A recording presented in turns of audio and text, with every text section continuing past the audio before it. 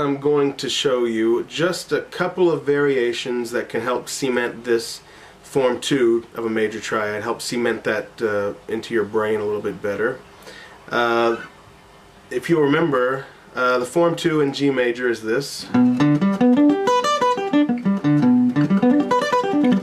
It contains that ever popular arpeggio. If you want more details on this, check out the video, second form arpeggio, and it goes into that. But I just want to give you a couple of variations here. This variation is exactly the same as the exercise I gave for the first form, which you might remember as this. And the form 2 in G is this. Same picking pattern, same everything. So this has not changed at all from the first form, apart from the difference in the intervals on the neck. And this is a G major arpeggio, but it's starting on B. B, D, G, and then it just progresses from there. B, D, G, B, D. Okay, so the pattern is this. I'll play it slowly. This goes in triplets, by the way, so it's nice to play along with a metronome, which I recommend you do.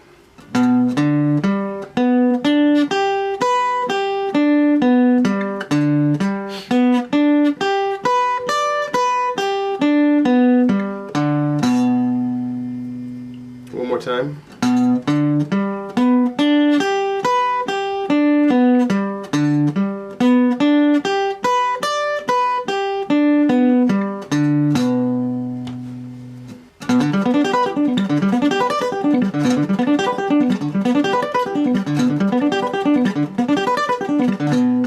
And be sure when you're practicing this that each note has the identical amount of time.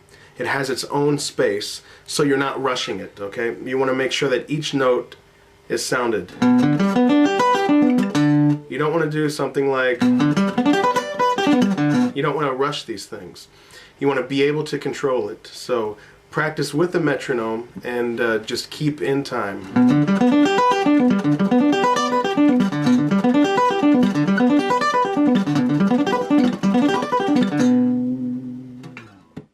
And I have two other variations that I can give you quickly, almost identical to the exercise I just gave you, just slight variations.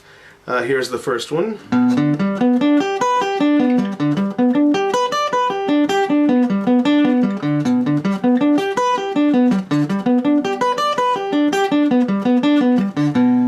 A little bit of sequencing going on within the arpeggio. And this is something I really like to do. I like putting in these double notes, sequencing, or ways of making the arpeggio kind of turn around on itself, back up, back down quickly. A lot of players just learn the arpeggio and just play it up and down, up and down, up and down, and there's no sequencing involved, there's no really interesting phrases that are happening within the same notes. Now I have another series planned that's all about sequencing, so we really won't go into that in detail here, but I'll just give you these exercises anyway. So one more time.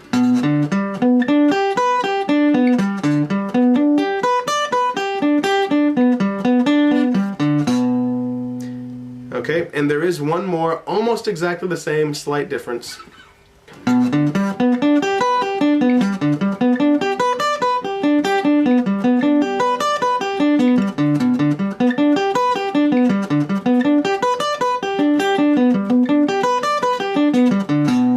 So almost identical. So if we play all three of these exercises in a row, slowly.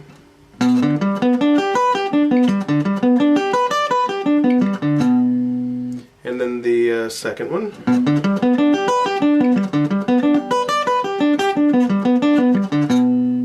And the third one.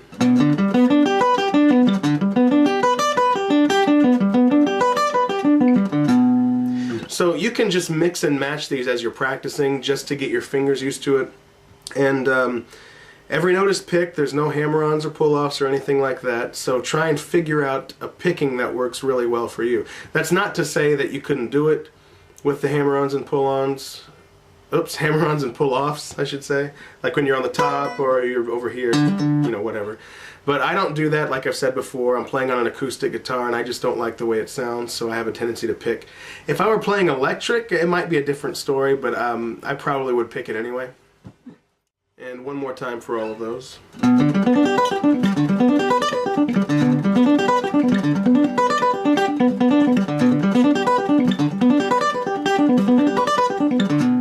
And this is all in time with the metronome. You could play this for, you know, 30 minutes at a time to really get your fingers working on these kind of patterns.